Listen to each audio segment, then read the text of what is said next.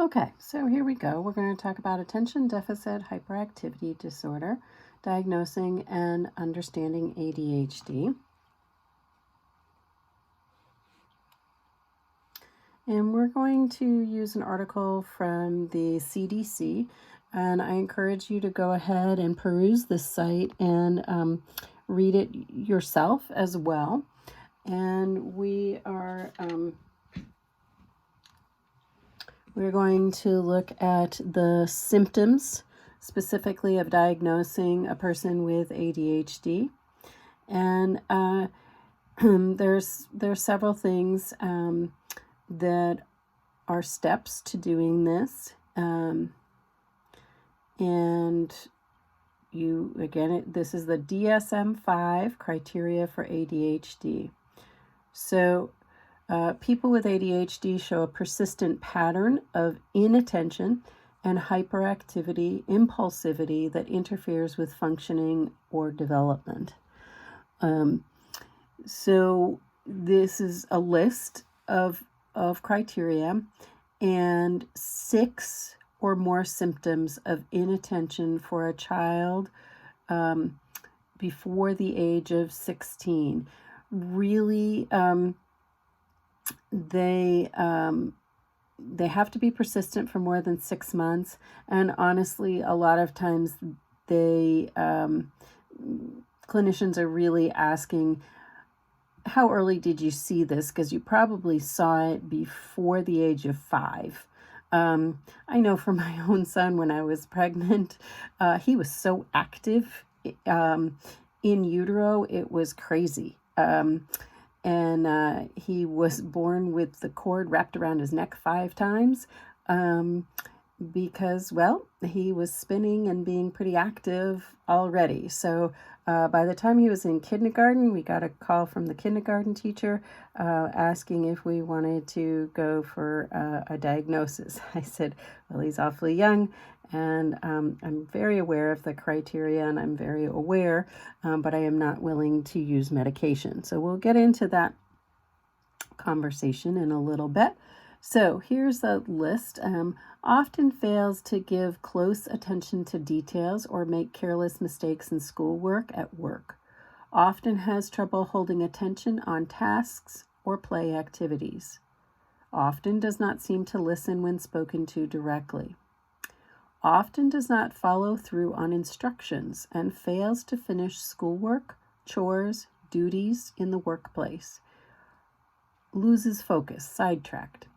Often has trouble organizing tasks and activities. Often avoids, dislikes, or is reluctant to do tasks that require mental effort over a long period of time. Often loses things necessary for tasks and activities, like school materials, pencils, books, tools, wallets, keys, paperwork, eyeglasses, mobile telephones. Is often easily distracted. Is often forgetful in daily activities. So the person has to have 6 at least on this list, and it has to have developed in childhood. The hyperactivity, impulsivity, you need 6 or more of these as well. Often fidgets with, taps hands or feet, squirms in their seats.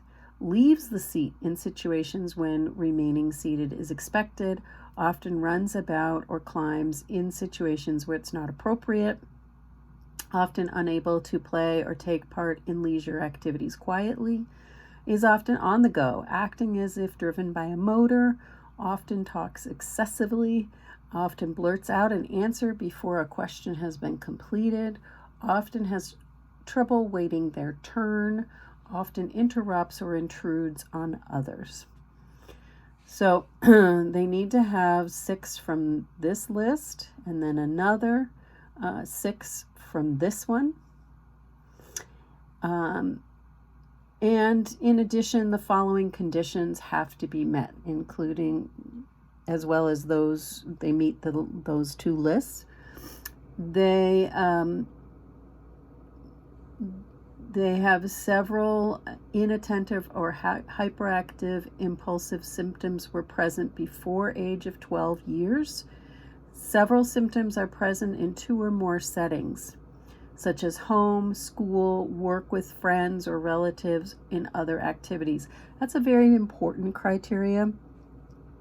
So it means that the child isn't just responding differently to one environment, or that you have maybe one teacher who's really strict and the child's having a very, a personality conflict or difficulty with that particular environment. So it really has to be 2 or more settings. And when you're having people fill out checklists for this criteria, you ask several teachers, you ask the family, and you compare. So you're taking a look at multiple environments for the child to see if they are consistently inattentive across multiple environments. That there must be clear evidence that the symptoms interfere with or reduce the quality of social, school, or work functioning. So you can have somebody who's very energetic and they have a lot going on, but it's not causing a serious difficulty within their world. One of the big things with ADHD, for example, is self-esteem, because as you can imagine, this is the child that whose name is always on the teacher's lips. This is the child that they're always turning, Joey, could you sit down? Joey, could you please stop fidgeting with that? And that's where you really run into this idea of evidence that the symptoms are interfering. So the other place is that the child is having trouble with maybe peer relationships, because this is the kiddo that's kind of always in trouble and a little annoying, can't really control themselves too well. And so they aren't always the ones picked out to go on a sleepover or be your new best friend. So then there's another big piece here. The symptoms are not better explained by another mental disorder, such as a mood disorder, anxiety disorder, dissociative disorder, or personality disorder. The symptoms do not happen only during the course of schizophrenia or any other psychotic disorder. I would add to that list some of the pieces that I see as more a complicating factor with fetal alcohol syndrome that we've talked about before, because the list of those behaviors is extremely similar. The other piece is trauma and PTSD. So when you have a traumatized kiddo, their behavior really mimics and is the same list that you find with ADHD. Part of the difficulty in diagnosing ADHD is that it is, as you can see, a list of behaviors. It's a list of symptoms that is a fidgety kid who's having trouble concentrating and having trouble with organization, and who's getting some attention from being in trouble. So these are things that can commonly pop up for many, many reasons. And ADHD is really overdiagnosed. The other piece is we expect in our current society that kids sit for very long periods of time. If you think back just under 100 years, when you had folks living in a more rural lifestyle on a farm, you would have people doing chores and working a whole lot with their physical body up, milking, shoveling stalls, doing all kinds of stuff, and working out a lot of energy before they got to school. And you also had a shorter school day. So some of this is also about our modern industrialization and our modern times that we live in, where we expect a whole lot of work on the computer, as you guys know, and that involves a lot of sitting. So it is a challenge. It's a diagnosis you really need to understand, and know to look carefully. So there's 3 different kinds of ADHD. Combined presentation. That's if enough symptoms of both the criteria of inattention and hyperactivity present for the 6 months. There is the predominantly inattentive. So that's if most of the symptoms are about inattention, but not so much about the hyperactivity and impulsivity. That one comes up more with females. So you see that more with girls, and they tend to be quite distracted, but they're not bolting and running around. That is a gross generalization, and so you certainly see it in both. It's just something that does come up about the inattentive type. So then there's the predominantly hyperactive impulsive presentation. And this is more, the person is more hyperactive and impulsive, but they pay attention. That's the kiddo that my mother was a first grade teacher, and she used to describe one of her students who would be like under the table, but he could answer every question. He knew everything that was going on. He just looked like he wasn't paying attention. And I think that is frequently a kiddo that we see. So ADHD does last into adulthood. It used to be really thought, oh, they'll just outgrow it and it'll be gone. But it has been found that really with ADHD, especially if you're seeing it in a family tree, and it's always good to ask around about family history. And sometimes the family isn't aware, but if you say, does your child remind you of anybody else in your family? If they remind you of a cousin or a oh yeah, I had an uncle, or I had a sibling or something like that, then you start to be able to trace it a little bit. It can be diagnosed in adults. Usually it's been there and it wasn't officially diagnosed. I encourage you to take a look at this article from the CDC. I think it's a nice representation, and has a lot of good links for you.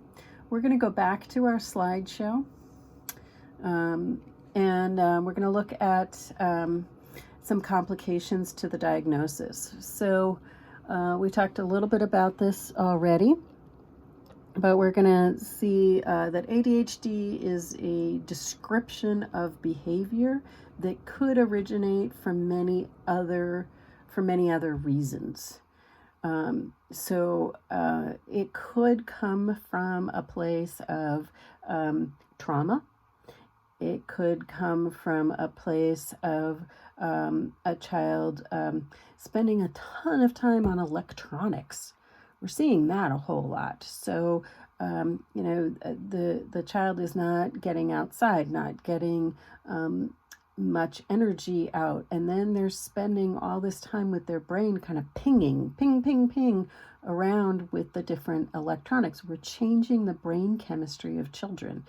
And then when we ask them to pay attention to something that doesn't have as much stimulation to it, such as a regular classroom with a teacher, and we're asking them to sit quietly, it's not going very well.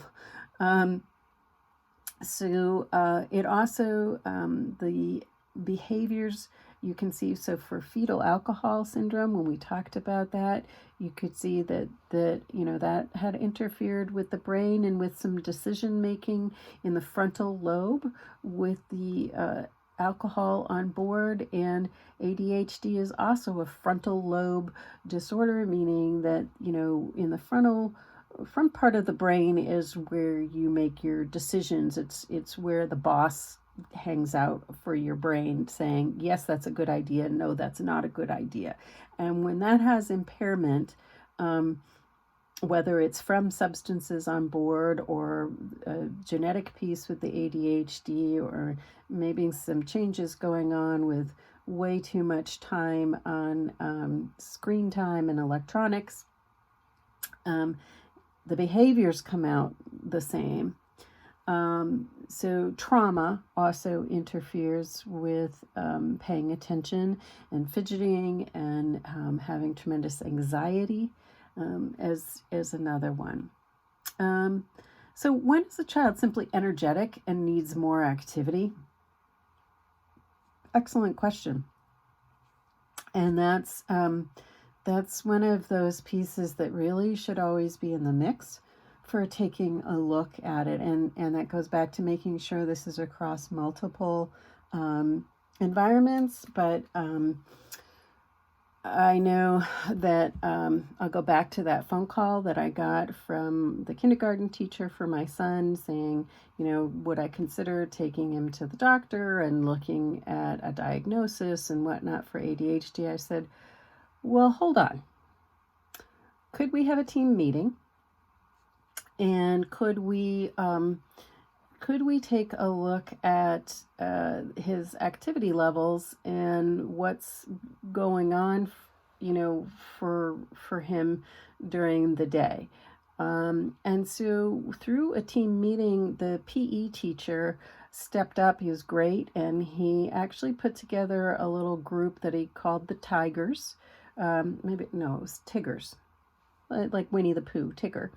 And he pulled together a group of kids who were very similar, and he did this for years. At the very beginning of school, he would have them in the gym, have them just run like crazy and do some laps. He then taught them yoga and some yoga breathing, and he had calm down exercises that he did after some getting all the wiggles out type thing. And they went to class then 10 minutes later. It was really brief, and it was just a way to kind of get their day going in a different way. But he taught the kids in that group a whole lot about working with their energy in not only getting it out, and exercising it, but also how to calm themselves down in a variety of ways with their breathing and stretching and whatnot. And it was really, really useful. And the teacher was a veteran teacher, the kindergarten teacher, and we kept checking in to see if this was going to be effective. And she said, I was kind of skeptical. I didn't think anything like this I would see much difference. She said, I see a big difference. This is working very well. So that was helpful. And then we also used in my own family a lot of running. And my son went on to definitely be an athlete and run and track. My brother with ADHD, he was a 3-season athlete, and sports really was something that helped him tremendously all of his life with it.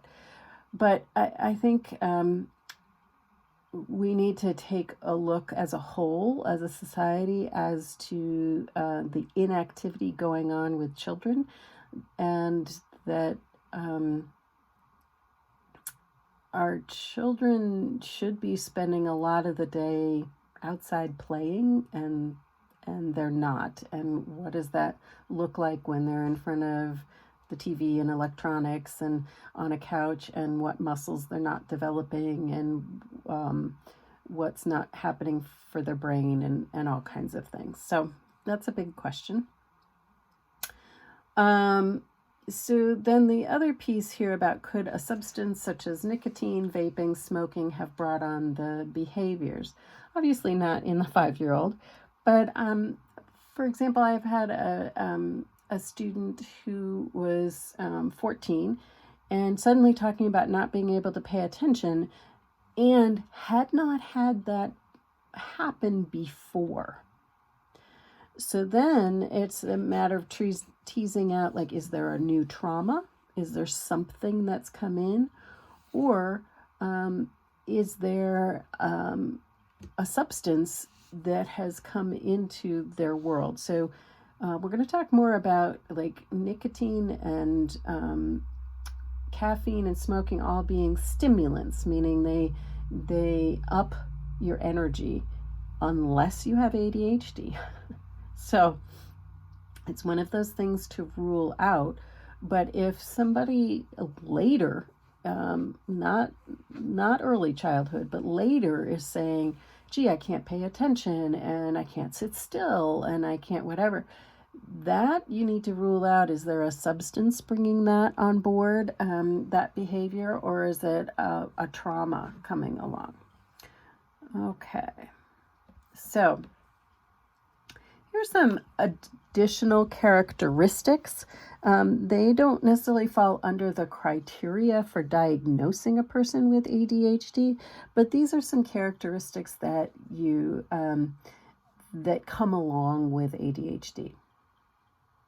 So difficulty blocking out stimulation, becoming overly stimulated, really dysregulated. You can see it in little children. They just, if there's kids with ADHD are actually hypersensitive to everything going on in their environment, and they're not able to block it out. So they're having trouble with shutting down and shutting out some of those extra pieces that other people might pretty easily just ignore.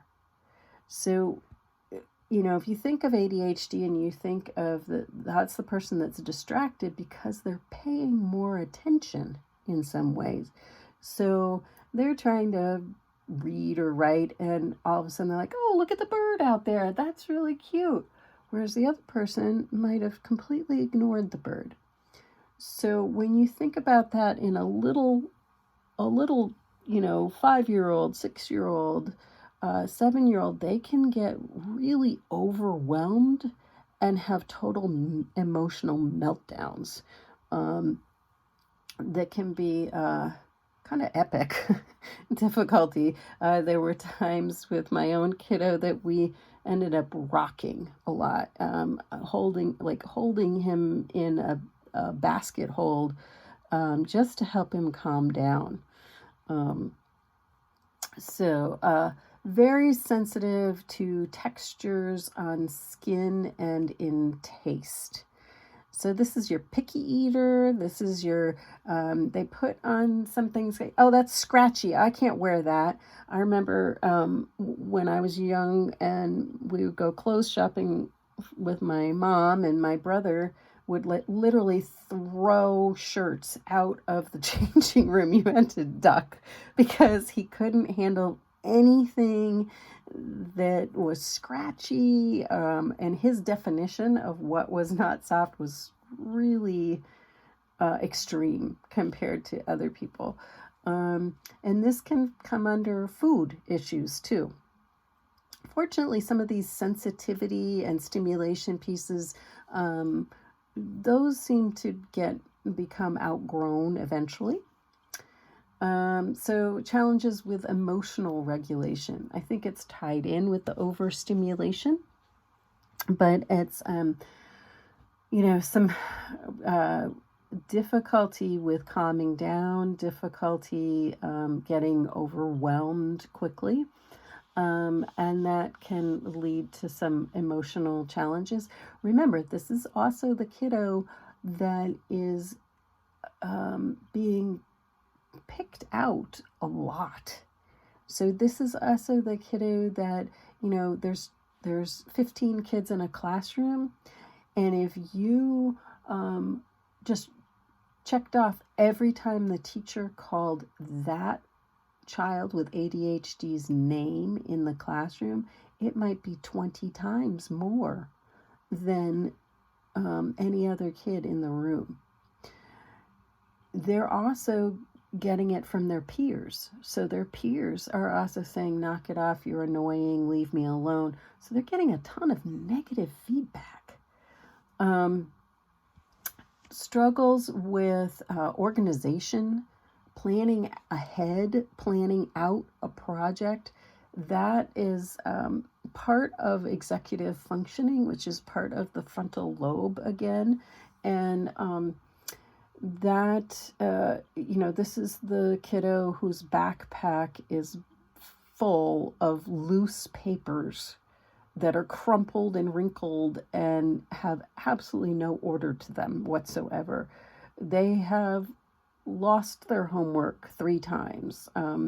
They might lose their one boot. You have the amount of stuff that can be lost is amazing. My older brother decided to go into the computer business, which turned into a very good thing to do. He works for Amazon, but in California. The reason he went into the computer business, he said, well, I don't think I'm going to lose the computer on my desk, and it's helping me to organize myself. And so that's how he got interested in working with computers, was all about the organization piece. Because he knew he had such a hard time with organization. Trouble maintaining peer relationships. So this goes back to being the annoying kid and going back to being the one that's poking and tapping and, making an impulsive choice, maybe says something really quickly before thinking about it. That doesn't work well with peers. So consequently, sometimes a low self-esteem develops because of all of that. All right, interventions. So there is quite a push in this country, to use medication for treatment, and they've worked a lot with medications, and oops. Okay, just want to make sure I'm recording. So there are many medications available. Most of them are stimulants and have a stimulant base to them. But there can be quite a bit of side effects. Some of it stunts growth a little bit. It suppresses appetite. And it also, if medication, sometimes medication is so effective that with the medication, none of the coping skills to work with the ADHD have to be developed. But then it's a catch-22, because then if the person goes off the medication, suddenly all of those symptoms are back, and they don't have the skills to cope with them. So it's really important, as you work with families, that there is a relationship between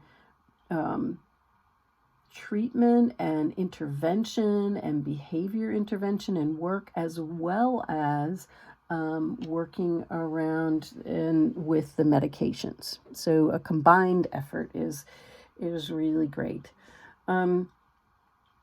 Okay, exercise, lots of it.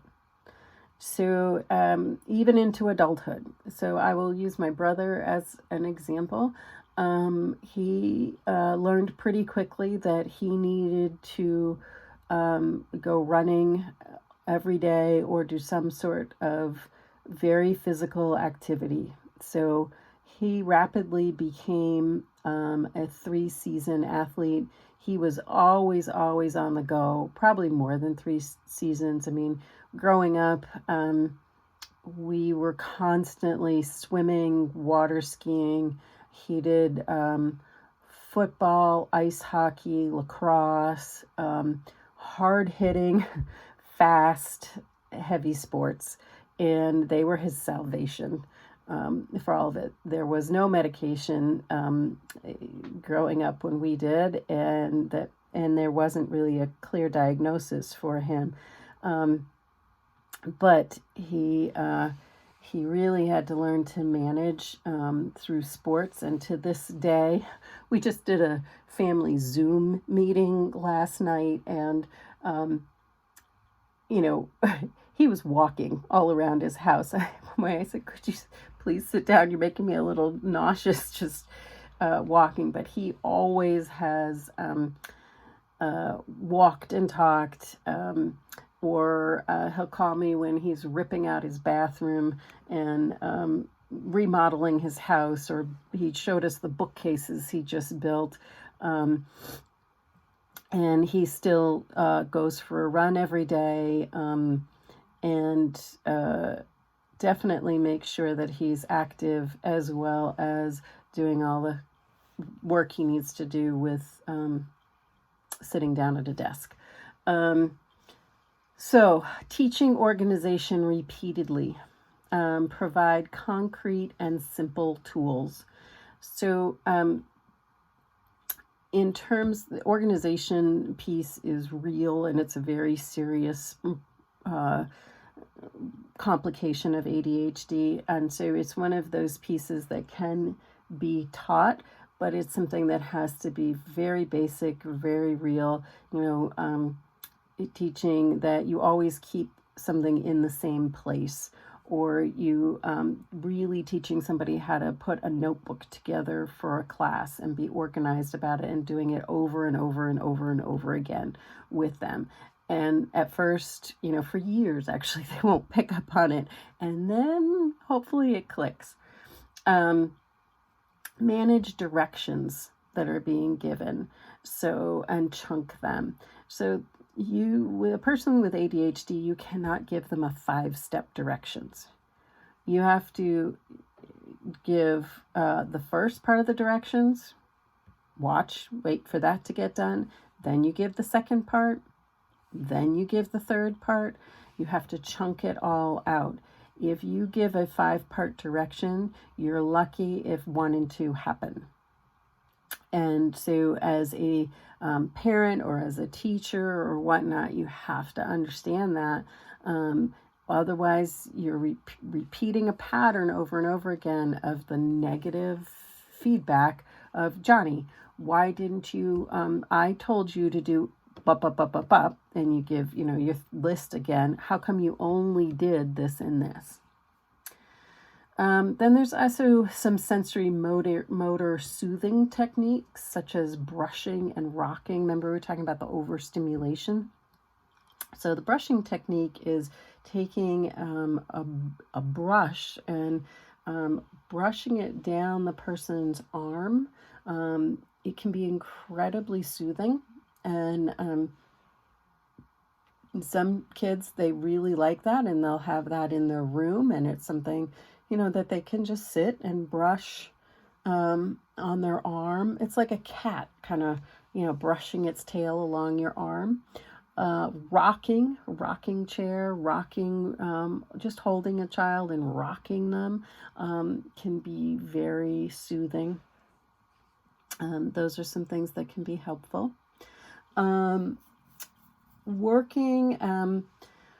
Work with the person to manage their environment to be the least distracting to them. Okay, so that's going to look different for each person. For some people, it could mean loud rock music is playing, but that happens to be the thing that they can block out, or it kind of rides over enough of the other distractions so that it's okay to use. Sometimes it might be white noise. Sometimes they need total silence. Sometimes they need a window. Sometimes they don't want a window. So whoever you're working with, you have to help them to try various environments and pay attention to whether or not that works for them, because they have to learn themselves, for themselves, where's their productive environment and what are the key components to that environment. Acknowledge their need to fidget and move, and also that it annoys other people. But that's part of having the ADHD. I think kids who are aware of what they have and their struggles and how to work with it, and understand it, do a whole lot better. My son, for example, came to his own meetings, and was an advocate for himself about what would work and what didn't work for different things. And he knew he was on a plan, and he knew that he had trouble with organization, and that he had trouble with finishing multi-step directions and that kind of stuff. So developing that positive self-awareness can be really important. Like, yeah, I know I can be annoying when I do such and such. So, trying to temper it down. Provide less distracting, quiet fidgets. So, like Sculpey that I had shared out one class, that's very quiet, but your hands can be fidgeting a lot. Sometimes people put an elastic band around the bottom four things of a chair, and the person that's a little bit distracting can kind of play with that a little bit. So just trying to find some ways that fidgeting isn't quite as loud. And also making sure that there is an environment where the child feels competent. So where they meet with success, you're going to find those environments. It might be in something that's very active. It might be a hands-on learning environment. It might be, this is the kid that when you get outside and say, okay, we're going to go try and catch some frogs or get leaves or whatever, this kiddo's your biggest asset. They're the ones who are ready to get out there and do that. All right, we're going to talk a little bit about medication. Most of the medications prescribed for ADHD are stimulants. And this is one of the few ways that you can clearly know that a person has ADHD. They respond to stimulants with the opposite effect of the rest of the population. So, for example, caffeine and nicotine are the most common stimulants. That are easily accessible. So for most of the population, when you have a cup of coffee, it wakes you up, right? It keeps you up. For example, I can only have a cup of tea in the morning. If I have any caffeine late at night, I won't sleep. But for a person with ADHD, it actually calms them down. So they'll have a cup of coffee and it makes them feel kind of rested, sleepy. It has a completely opposite effect. And this can lead to some susceptibility to further addiction to both caffeine and nicotine. Those are both highly addictive drugs that are available in our society, really common about, we all have our caffeine fixes and different things, but just know that it does have this opposite effect. Parents with kids with ADHD, sometimes you might see them allow them to have a Coca-Cola or something like that, and you think, my gosh, what's going on with that? And their kid actually has the opposite. They're going to be calmer. So most of the medications for ADHD are stimulants, meaning that if somebody else took the medication, it's going to jazz them up. That's why on the market, people sell their ADHD medications, and there's it's crazy, but some people like to snort it or do what, I don't know what it is they do with it, but they're looking for it to jazz them up. So that's just something to know. So adulthood and ADHD. Unmanaged ADHD can have some long-term consequences. It can lead to challenges with feeling successful in school. There's a high correlation with dropout rates and incarceration. It can lead to that poor self-esteem, increased risk of substance abuse. And there's some research out there that says it can lead to more severe mental illness, like that it's a precursor or it's an indication that something might be down the road, such as a bipolar disorder. But that's really just a sometimes, not really an always at all. On the flip side, a person who understands and works with the ADHD can find some advantages. So they do have some extra energy, which can lead to more productivity. And used wisely, this distractibility can work well in some careers where the person must juggle multiple tasks simultaneously. So I've come to realize in my in working a lot about ADHD and whatever, that my mother also has some ADHD. And I watched her as a first grade teacher one time and had to laugh because it was the perfect profession. She needed a ton of energy. She was interrupted constantly with little voices and little people who were like, hey, can you do this? Can you do that? Da, da, da, da, da. Didn't faze her at all. She could jump from one thing to the next with ease. Didn't bother her at all. She thrived on it. So, it's one of those things that if you can make it work for you, this is the person who has that energy level that can go and go and go. It has its advantages. So thanks for listening and learning about ADHD.